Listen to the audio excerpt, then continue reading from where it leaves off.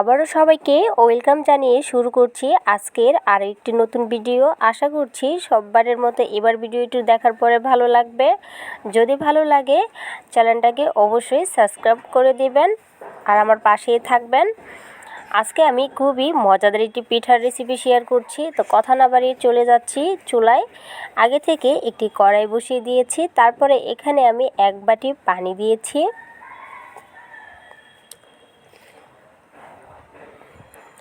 এখন দিয়ে দেব সামান্য পরিমাণের লবণ। পানির সাথে লবণটাকে খুব ভালো করে মিশিয়ে নিচ্ছি। এখন অপেক্ষা করছি যতক্ষণ না পানিটা বয়েল হয়ে যাচ্ছে।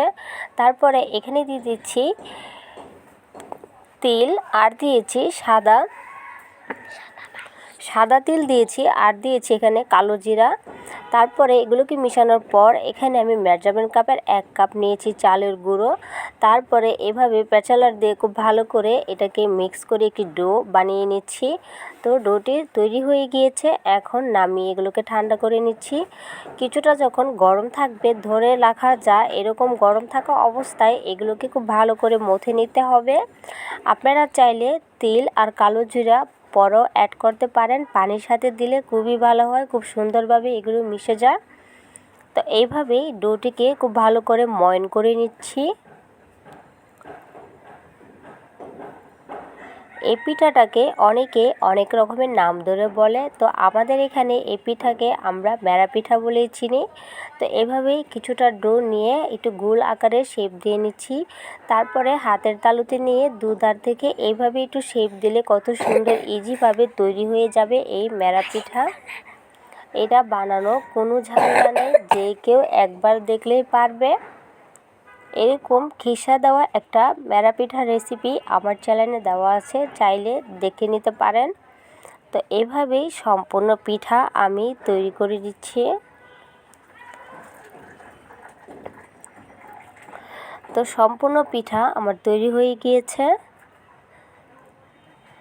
এখন চুলায় আগে থেকে পানি বয়েল করে একটি চালনি দিয়ে রেখেছি। এখন পিঠাগুলো এক এক করে চালনির উপরে দিয়ে দিচ্ছি। তারপরে ঢাকা দিয়ে দিচ্ছি 15 মিনিটের মতো। 15 মিনিট পর ফিরে এসেছি। পিঠাগুলো হয়ে গিয়েছে। এগুলো ভাপ দেওয়ার জন্য খুব বেশি টাইমের প্রয়োজন হয় না। তো এভাবে একটু হাত দিয়ে ধরে দেখিয়ে দিচ্ছি এগুলো কীরকম হয়েছে। তো হয়ে গিয়েছে, হাত কিন্তু ফিলিং এসেছে।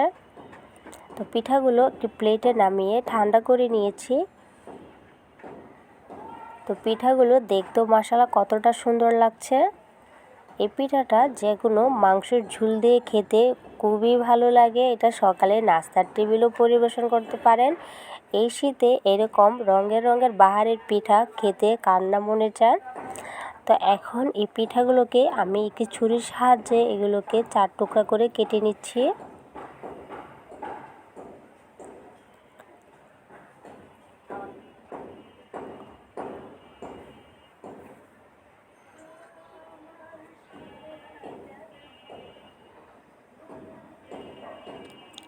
তো এইভাবে সম্পূর্ণ পিঠা কেটে একটি প্লেটে সাজিয়ে নিয়েছি। দেখতে এখন আরও বেশি ভালো লাগছে। তো সম্পূর্ণ পিঠা কাটার পরে এভাবে একটি প্লেটে সাজিয়ে নিয়েছি। এখন দেখতে আরও বেশি ভালো লাগছে।